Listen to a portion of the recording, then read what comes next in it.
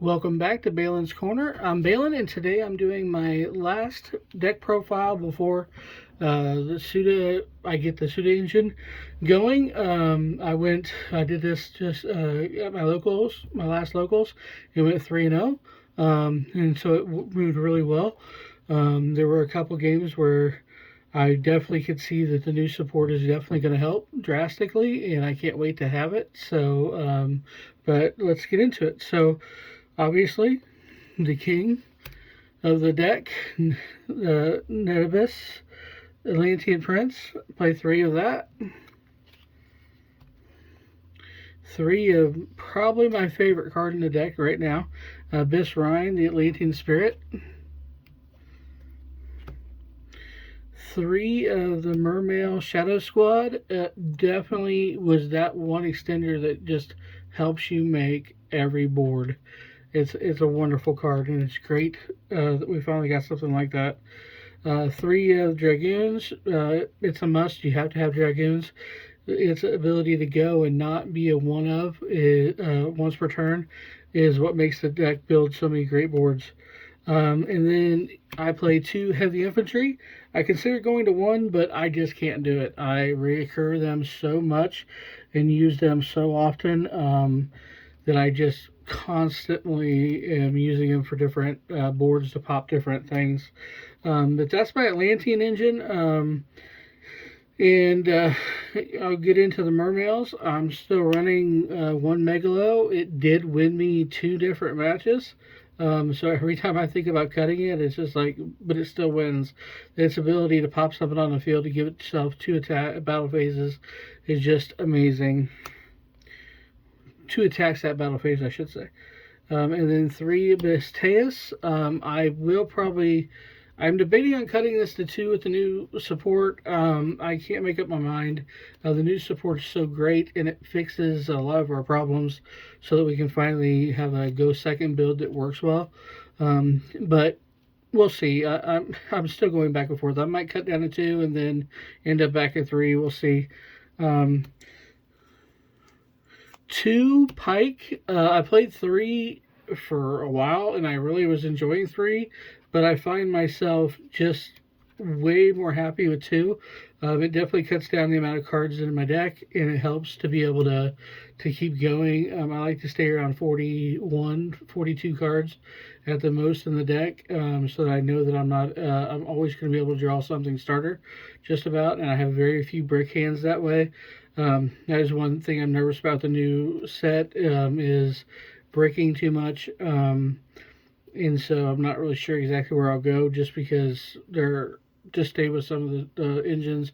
You will create more bricks. But so far I played 2 of the Pikes and 1 Fishboard Harpooner. I love this card. I use it a lot for different combos. It's great, obviously, using the Deep Sea King build, but also I do find myself using it for other things. And having an extra tuner in the deck is great, since Deep Sea Diva is not as usable nowadays. I'm still running 3 Deep Sea Minstrel. I am considering cutting it to 1 after this, just because I think we'll probably need the deck space, but I'm unsure. It's a great card to have, and being able to see what your opponent has. Popping a card before mooling is definitely helpful, because of the fact that way you know you're not getting rid of something that you don't want to go in the grave. So that definitely helps.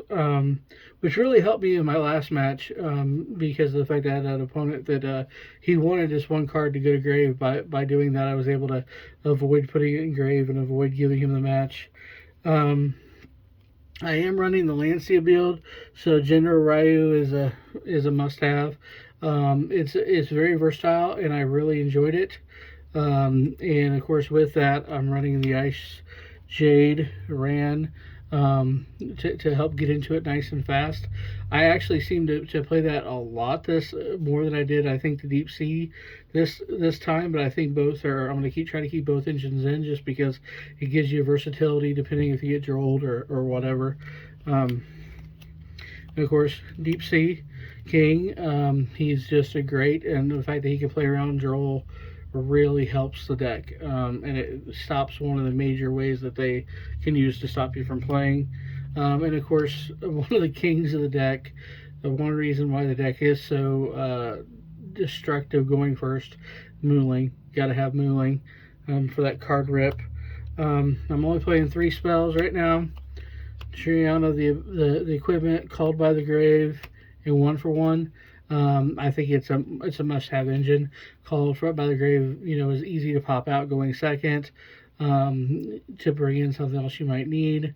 One for One, I keep going back and forth on it because we're getting to the point now where we can get to Prince almost no matter what you draw, you can get to it, so that and get it on the field. So it becomes one of those situations where do I need to have an extra card in deck specifically for that?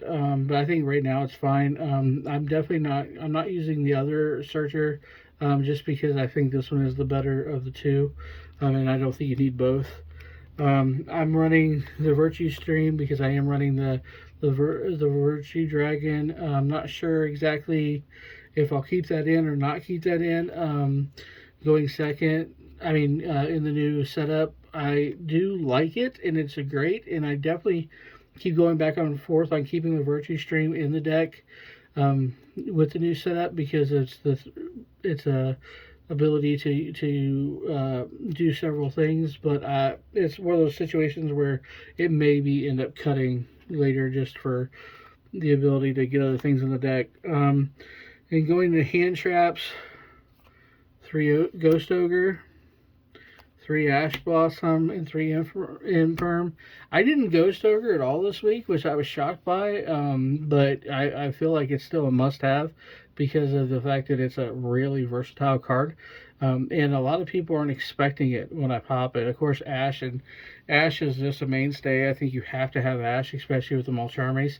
You have to have Ash to go into if you need it to stop anything. And of course, it's kind of nice having a level 3 tuner if you just need one for a weird situation. And of course, Imperm's the same way. Imperm's almost a staple card in the deck. I can't see why you would get rid of it for any reason. Extra deck, I am playing 1 Anemone. I flirted with the idea of 2, but there's no room in the extra deck, and you got to have every card you can get in there. So, but it's a must-have, mostly because I do play the World Sea Dragons Atlantis, and being able to do its lock your opponent into water only, pop their field, will banish their field, and then not have to bring it back is just an amazing combo, especially with some of these fields are just so massively strong. Alacia, it's an amazing card, and it will help win you a game if you play it right. And of course, Mermail King Netabus. It's just a great card. I am only running the 4 links right now. I have flirted with the idea of a couple others, but I think right now we'll just stay with the 4. I ran Ice Jade, a green. I loved it. It actually won me a game. My opponent just couldn't. I don't think he understood the card completely, but he just kind of gave up once he saw it was on the field because he likes to banish cards. And so having that, I do think I'll probably put it in the extra deck going forward with the new build, just because I'll need space if I keep the Virtue Dragon. But if I don't keep the Virtue Dragon, then I'll keep it in the main deck. But it's a great card to have. Lancia, it speaks for itself. If you can get Lancia out there and then get into the general, you mess with their strategy because now they have to play around it. So, and of course Trish, both because the deck can easily summon Trish, as well as the fact that it's easy to get off of Lancia and being able to rip another card out of their hand, and maybe banish something in the graveyard that's coming back to hurt you later. It's just a great way to get after your opponent. Bahamut Shark, 2 Toad.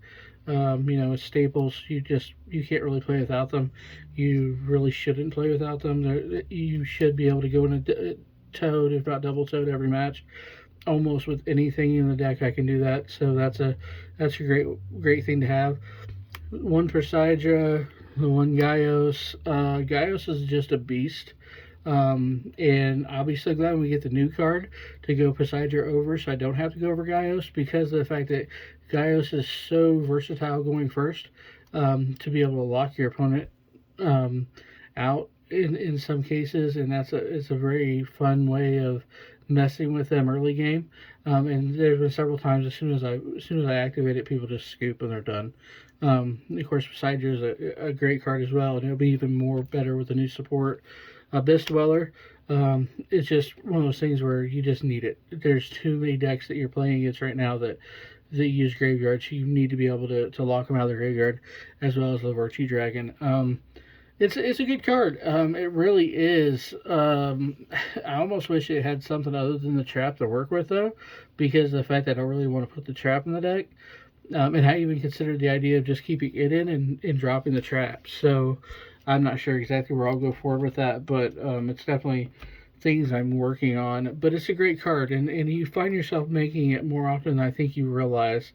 A suggestion from a buddy of mine that I've decided to use, at least right now, 3 Dark Ruler No More. It does kind of stall the deck a little bit when you play it, because of the fact that you are OTKing most of the time. But going second, it definitely can help you get through their board and then get you set up. And a lot of guys, once you break their board, they're done. So it doesn't matter that you're going to need another round before you can do damage to them. Especially if you're going to keep mooling in going second, which I almost always do, because I still find ways of getting cards out of their hand. And sometimes going second, you won't be able to not have Mooling's effect where you're going to lose your battle phase. So being able to use this anyway just kind of works with that. 3 Droll, just because you need Droll. It will help drastically in most matches. If And then 3 Lancia. It's just one of those cards you need to have it in case you need it, depending on who you're playing. Chang Ching or Chang Yi, I can't pronounce that card. I have no idea how to say its name, but it's a wonderful card, and it's a great staple to have, especially depending on what your opponent's doing. But most of my extra deck is just set around the idea of what can I bring in to set off of them, which I think most people's are. 1 Gamma Steel for that reason, just for those decks that I can't banish it, I can't destroy it, but that's the way at least I can get rid of it. 1 Marksman. I know it's not as versatile now as it used to be, but I still love the card, so I still play it. I have considered bouncing it for the other Abyss scale of the Cetus, just because of the fact that there are so many decks running traps that, and with the ability to get to the Abyss scales so easily, especially with the new setup, it's something to definitely consider. This scale of Mizuchi, specifically because of the fact that it helps stop your spell decks. Same reason Harpy's Feather Duster is just an amazing card. Must have in the Ghost Sister, specifically for going second, third game when you're risking going into a tie. It can definitely help you with life points, just to make sure you win it. But getting the new deck support here in a day or so, which it's on order. I just gotta wait till it to come in. We'll definitely decide how I play going forward. But I'm looking forward to it. So I hope you guys enjoy and have a good one.